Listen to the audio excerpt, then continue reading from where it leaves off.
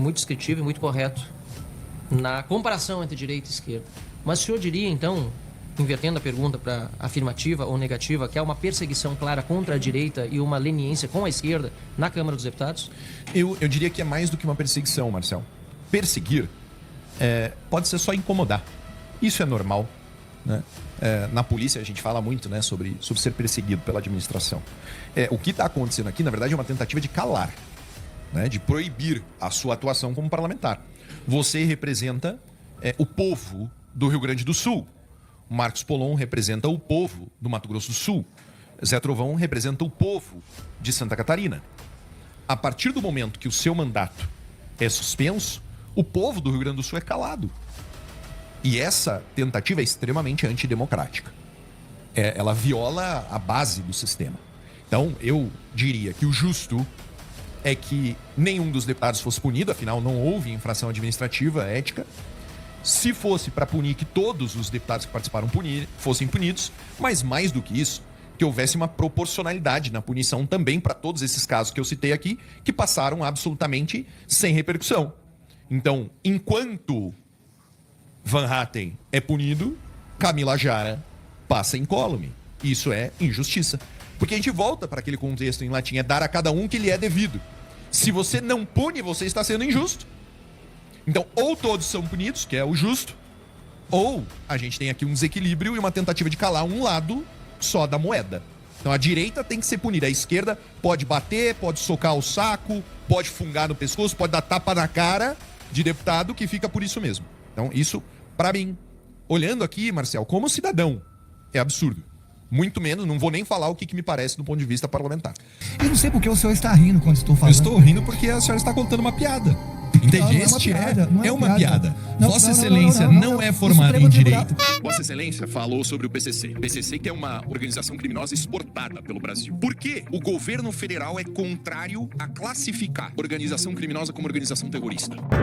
Isso, ministro, é pro senhor aprender o que é fake news, o que é falso e mentiroso. É esse tipo de moral de esgoto que Vossa Excelência traz aqui pra Câmara.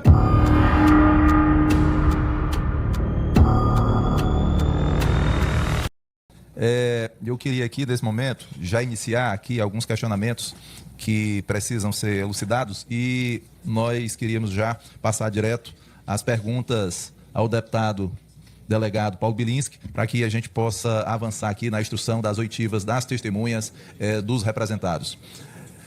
Deputado, Vossa Excelência, no dia 6 de agosto, no dia dos acontecimentos, estava presente no plenário? Sim, senhor. O senhor teve alguma participação junto às lideranças, no diálogo junto ao presidente e à mesa da Câmara neste dia? Não. Vossa Excelência participou de um rodízio para que pudesse se obstruir o início da sessão, fazendo e tomando assento à mesa em algum momento? Eu acredito que a terminologia correta não seria obstrução, seria ocupação. Eu acredito que naquele momento não existia sessão convocada, existia uma previsão de pauta, mas não existia oficialmente uma sessão em andamento. Então, do meu ponto de vista, por exemplo, nesse momento, imediatamente agora, se a gente levantar, for para o plenário, nós, como deputados federais, podemos nos sentar em todas as cadeiras da presidência, da vice-presidência e da mesa diretora, podemos ocupar aquele espaço que só é destinado ao presidente da Câmara no momento em que há sessão aberta ou convocada. Deputado, esse ponto foi abordado por outras testemunhas, mas nós solicitamos à mesa para que verificasse e havia sim sessão convocada e pauta que já estava publicada. Para que horário? Só para... Estava publicada a pauta e sessão convocada. Para que horário? A gente pode verificar, solicitar aqui à mesa, pelo que eu acredito é que não houve prejuízo aos andamentos da sessão. Bom, a gente vai verificar o horário que estava, mas a gente já discutiu essa situação. Tinha pauta convocada e sessão e tinha sessão. Então, mas tinha pauta publicada e sessão convocada. Eu estava lá no começo. O que aconteceu? Tinha uma sessão. Aquela sessão comemorativa, como é o nome dela? Solene. Tinha uma sessão solene em andamento. No momento em que se encerrou a sessão solene, se iniciou a ocupação física do local. Então, naquele momento, não existia sessão. E o presidente da Câmara, quando ele se apresentou à mesa, com a intenção de iniciar a sessão, nós saímos de lá. Por isso que eu acredito que não Na houve visão prejuízo. de Vossa Excelência, esse movimento de ocupar a mesa, ele tinha qual finalidade? Se não iniciar os trabalhos do dia. Aí que está o ponto, relator. Existe uma diferença na intenção, né? A intenção, por exemplo, do Glauber era literalmente impedir o trabalho, né? Então, a sessão, no caso do Glauber, estava ocorrendo, estava nos breves comunicados, ele se sentou à cadeira do presidente e ele só saiu da cadeira do presidente quando removido fisicamente pelos policiais legislativos. No nosso caso, não existia sessão em andamento. O nosso objetivo era gerar o fato político que daria ensejo à vinda à pauta do projeto da anistia. Então, não existia o ânimos, a intenção de impedir o andamento dos trabalhos, e sim a intenção de demonstrar a presença de deputados da oposição que desejavam que o projeto fosse pautado. Vossa Excelência tem conhecimento que muitos projetos tramitam nas comissões e que também tramitam no plenário por muitos anos, né? Temos projetos em tramitação há 1 ano, 2, 5, 10, 20 anos. A Vossa Excelência já tinha verificado que quando esses projetos eles não são pautados porque não há um consenso, sobretudo ali na questão dos líderes, ser feito esse tipo de movimento que Vossa Excelência chama de ocupação, para que pudesse chamar a atenção da mesa e assim passar a ser discutido? Essa é uma excelente pergunta, relator. E eu acredito que é justamente isso que nós buscávamos. Veja, os trabalhos, né, eu pessoalmente, como Paulo Bilinski, eu acredito que o presidente da Câmara concentra poder demais. E os líderes concentram poder demais. A pauta da Câmara dos Deputados deve ser a pauta do povo. E nós sabemos que a pauta não é determinada de forma linear, né? Não existe uma fila de projetos que são analisados. Existem interesses próprios e impróprios que são utilizados pelos decisores para determinar qual será a pauta, e nós entendemos naquele momento, quando foi tomada a decisão da ocupação, que a única forma de demonstrar para os líderes, para o presidente da Câmara, para os tomadores de decisão, a importância da pauta da anistia era a ocupação física do plenário. Dentro dessa perspectiva da ocupação física da mesa no plenário, Vossa Excelência, no momento que o presidente Hugo se aproxima para dar início aos trabalhos, Vossa Excelência estava perto o suficiente para verificar e afirmar se o deputado Zé Trovão ele fez um impedimento com a sua perna para que bloqueasse a entrada do presidente? Eu estava literalmente ao lado do deputado Zé Trovão e ali houve, relator, um conflito de informações. Então, houve, até onde eu entendo, uma negociação entre os líderes e o presidente da Câmara. Nessa negociação, haveria desocupação quando o presidente viesse, né? Então, de acordo com o que foi negociado, no momento que o presidente Hugo Motta se aproximasse da mesa, nós desocuparíamos a mesa com a promessa de que seria pautado o projeto, a urgência do projeto. No entanto, para alguns deputados, a informação não chegou. Não era claro se havia sido fechado o acordo ou não. Não houve uma comunicação clara de que o acordo estava travado. Então, eu acredito que o que houve entre o deputado Zé Trovão e o presidente da Câmara foi, primeiro, o fato do Zé Trovão ser grande e visível, né? Então, ele é como se fosse um ponto de referência, né? Ele tem quase 2 metros de altura, usa um chapéu. Então, ficou claro que ele era uma espécie de ponto de referência e ele estava, naquele momento, por azar do destino, na escada. O objetivo dele não era bloquear o acesso do presidente Hugo Motta, o objetivo dele era permanecer dentro daquele espaço que estava sendo ocupado. Então, eu acredito que não houve a vontade inequívoca de impedir a subida do presidente Hugo Motta, mas sim uma confusão sobre o que estava acontecendo. Se teria terminado o nosso objetivo de ocupação, se não teria terminado, e a presença dele ali marcou esse momento dessa forma que Vossa Excelência está descobrindo agora. Por quanto tempo essa obstrução física ela demorou? Do deputado Zé Trovão? Sim, para com o presidente. Segundos. Eu diria que foi o tempo do presidente Hugo Motta dirigir a palavra ao Zé Trovão. Vossa Excelência, voltando aqui à questão das sessões do dia 6 de agosto, nós pedimos à mesa para que pudesse verificar o horário que tinha sido convocado, e aí para que fique e dar ciência a todos, estava convocado para as 20 horas e 30 minutos a sessão deliberativa do dia 6 de agosto. Que horas tinha terminou pauta, a ocupação? Então tinha pauta, tinha sessão deliberativa convocada para as 20h30 e o início da sessão iniciou-se às 22 horas e 24 minutos, aqui conforme registro, e terminou às 22 horas e 41 minutos. Mas 41 que minutos. horas terminou a ocupação? A ocupação, nós temos que verificar no vídeo para saber Isso. o momento da desocupação. Eu acho que é relevante também. Relator, existe um elemento aqui que é o elemento normal do dia a dia da Câmara de que o horário de convocação não é sempre o horário da presença do presidente. Então, nós sabemos, pelo dia a dia, a gente pode puxar aqui nos registros de Câmara, que é absolutamente normal a sessão se iniciar com 4, 6, 8 horas de atraso em relação ao momento da convocação. Acredito que o momento da convocação diz respeito às horas necessárias de intervalo entre os projetos para contagem de prazo. Não é um indicativo correto do horário de início.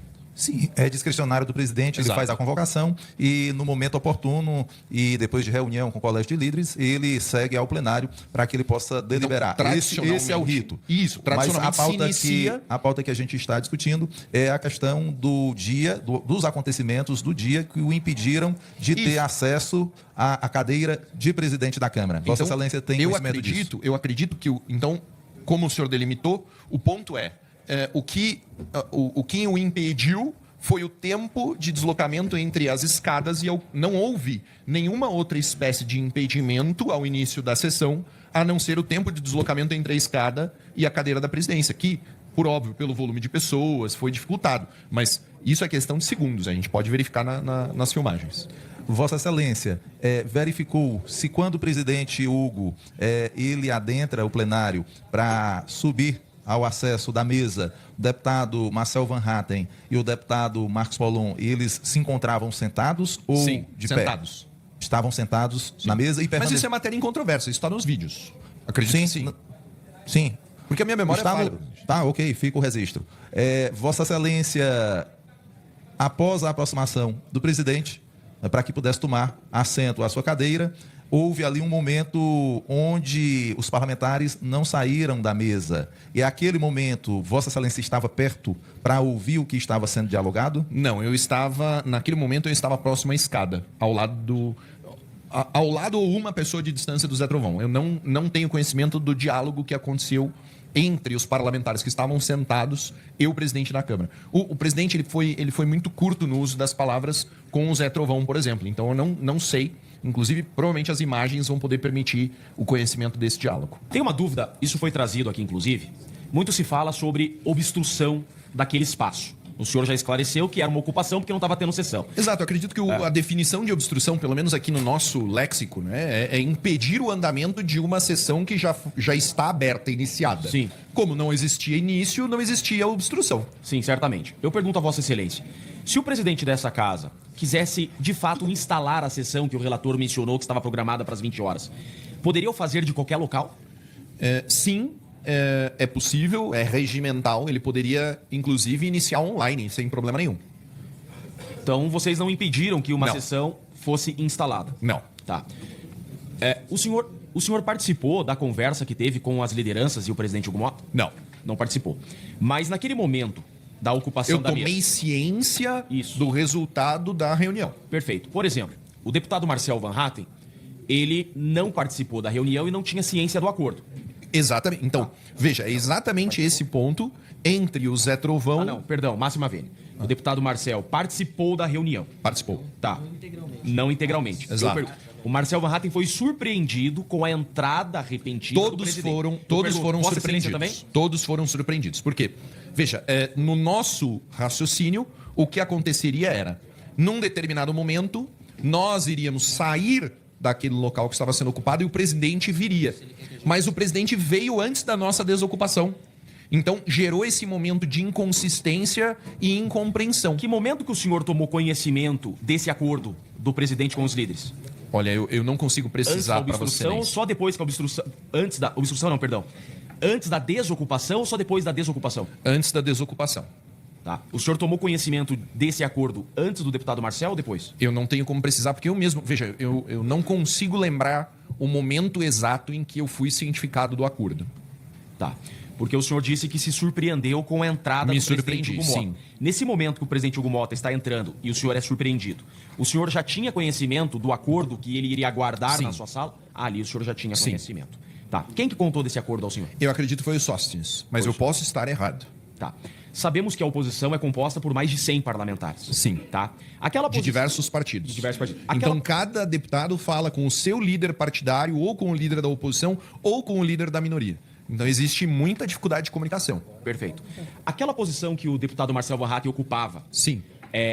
era um combinado de vocês, ó, como escala? Vocês tinham um combinado de Existia escala? um combinado de que as cadeiras estariam ocupadas por todo o tempo. Eu não tenho conhecimento da escala de ocupação das cadeiras.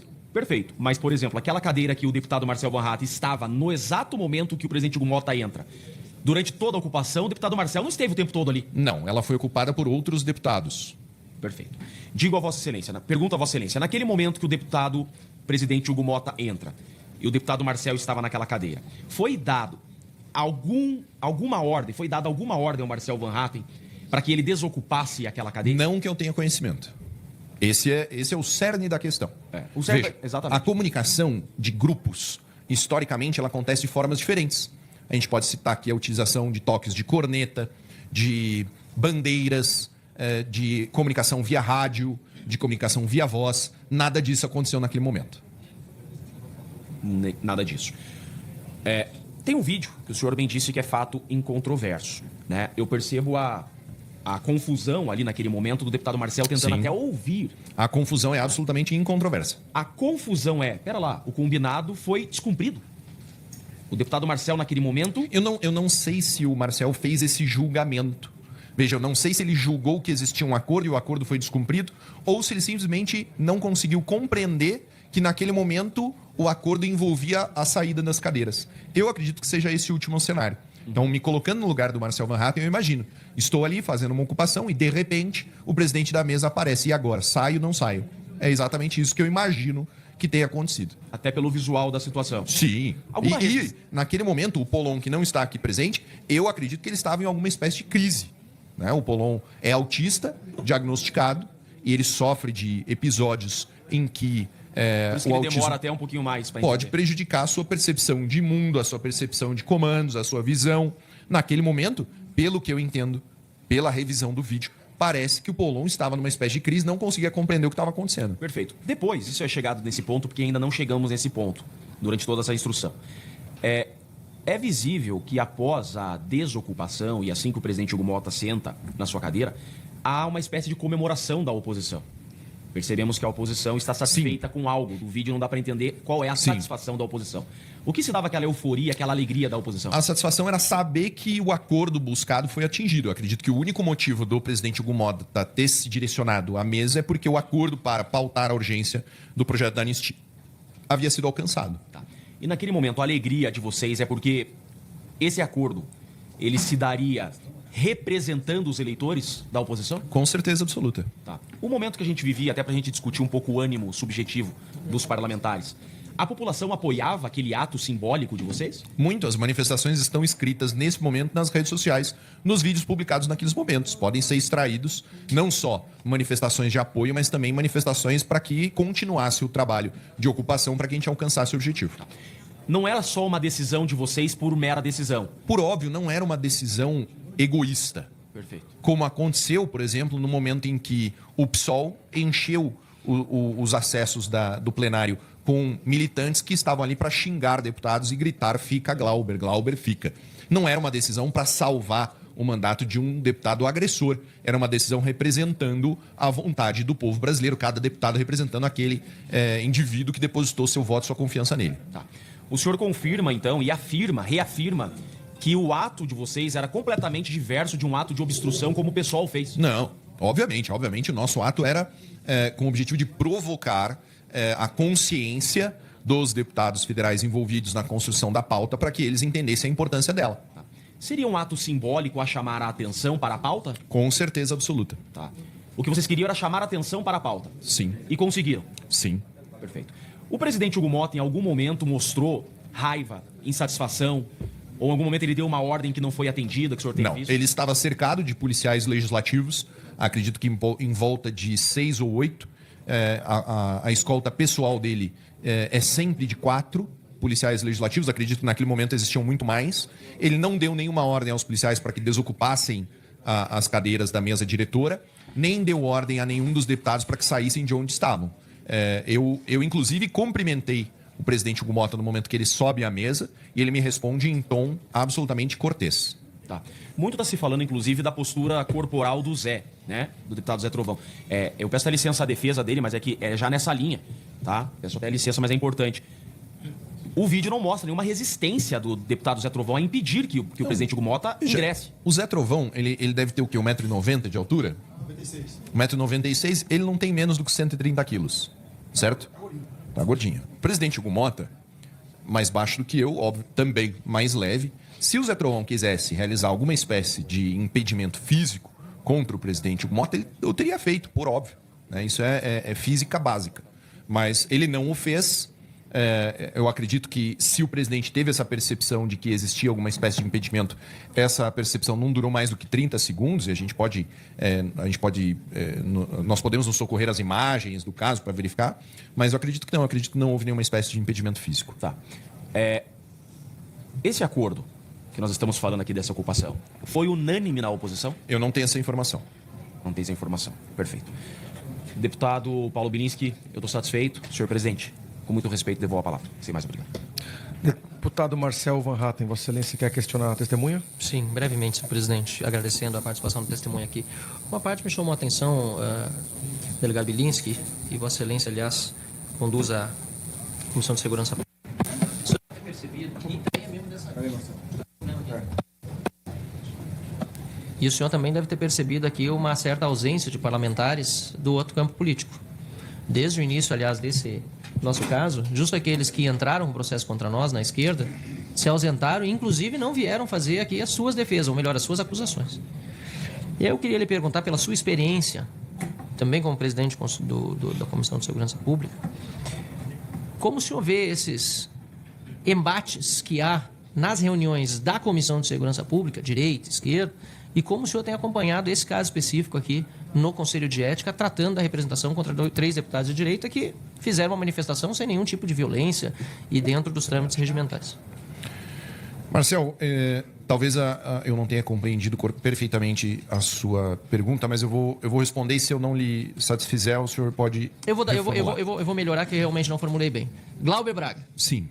Obstruiu, usurpando a cadeira do presidente da Câmara. Fisicamente usurpando e causando violência. Um detalhe.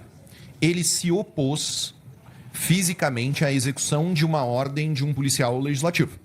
Então, a ordem do presidente da Câmara para a Polícia Legislativa era que conduzisse a desocupação da presença do Glauber. Os policiais legislativos se direcionaram ao Glauber, determinaram uma ordem legal para que ele desocupasse a cadeira da presidência, ele não o fez. Frente à resistência, foi utilizada a força necessária para removê-lo fisicamente. Em nenhum momento, nós que realizávamos a ocupação, recebemos nenhuma ordem, nem do presidente, nem dos policiais legislativos, nem de quem quer que fosse para sair de lá. Então, são 2 casos absolutamente diferentes. Agora, no caso Glauber Braga, ele provocou o presidente da Câmara dizendo que só sairia de lá arrancado. O senhor viu alguma provocação nesse sentido dos deputados? Nenhuma, em momento oposição? nenhum. Marcel, a diferença entre o espectro direita e esquerda, ele vai muito além do coeficiente de inteligência, ou até da aparência física. A diferença, ela toca nas formas de execução dos planejamentos. A nossa forma foi absolutamente pacífica. A ocupação foi totalmente pacífica. Em nenhum momento não houve nenhum toque físico entre policiais legislativos e deputados, ou entre deputados e deputados.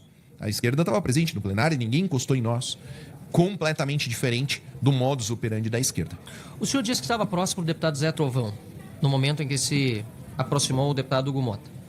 E há aqui uma grande insatisfação, eu diria, inclusive, de muitos parlamentares que não foram incluídos no processo, não porque queiram ser punidos. Eu não fui incluído, eu estava presente o momento todo, trabalhei em vários momentos diferentes da obstrução, inclusive em outros plenários, e infelizmente, apesar de ter sido representado, a representação não foi acolhida e eu não estou sendo processado. E aqui o senhor acha que se deve o fato do Zé Trovão, que estava próximo, ao seu lado, Sim. estar respondendo hoje o processo e Vossa Excelência não estar respondendo? Eu acredito que é o fato dele ser uma figura mais memorável, né? Novamente, Zé Trovão tem 1,96 m, usa chapéu. É uma pessoa mais cuja memória é mais... ele é mais memorável do que a minha imagem. Mas sob o conceito de devido processo e busca de justiça, que é o mínimo que se espera num processo do Conselho de Ética, o que faz de alguém mais memorável ter preferência numa eventual punição do que alguém menos memorável? Não que eu concorde com acredito, sua Marcel. assertiva, porque Vossa Excelência é memorável também. Não, mas eu acredito que justiça, o conceito de justiça, isso... eu iniciei a faculdade de Direito em 2005, na Faculdade de Direito de Curitiba, e logo no início do curso nós estudamos a teoria geral do direito. E ali eu fui confrontado com o conceito de justiça de uma forma muito pessoal. Me incomodou muito entender que o direito era o estudo da legislação e não da justiça em si. E eu tive a oportunidade de ler uma obra sobre a teoria geral do direito que trazia o conceito de justiça como ius sum quic tribuere, dar a cada um o que lhe é justo, o que lhe é atribuído. Veja, se esse Conselho de Ética acredita que o senhor deve ser punido, o deputado Zé Trovão deve ser punido, o deputado Marcos Polon deve ser punido, o justo é que todos os deputados que participaram daquela ocupação sejam punidos. E eu coloco aqui meu nome dentre eles, porque justiça é dar a cada um ao que lhe é atribuído. Se é atribuído uma infração ética a esses deputados, então eu tenho que ser punido, Marcel. O senhor relator pode me incluir no processo. E quanto a Camila Jara, deputada do PT, o senhor presenciou a cena de agressão que foi mencionada aqui agora há pouco? Presenciei a agressão física que foi praticada contra os órgãos genitais do deputado Nicolas Ferreira. Presenciei também a agressão praticada contra Lucas, o secretário-geral da mesa. E eu deixo aqui, eu fico assim extremamente impressionado ao perceber que deputados que participaram de uma ocupação não violenta estão sendo punidos, enquanto uma deputada que praticou violência física contra outro deputado está intocada. E aqui esse é mais ou menos o histórico desse mandato. Marcel, eu nunca fui nem síndico. Esse é o meu primeiro cargo eletivo. É a primeira vez que eu sou eleito para alguma coisa. E o que eu presenciei até hoje na Câmara dos Deputados, eu presenciei um deputado de esquerda fungando no pescoço da Júlia Zanata.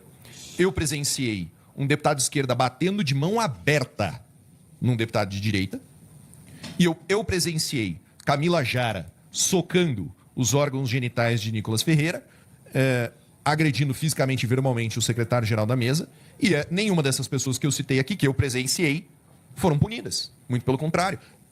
Além das 4, o quinto seria Glauber Braga, chutando uma pessoa para fora da Câmara dos Deputados. Nenhuma dessas pessoas foi punida, mas Vossa Excelência, Zé Trovão e Marcos Polon aparentemente serão punidos.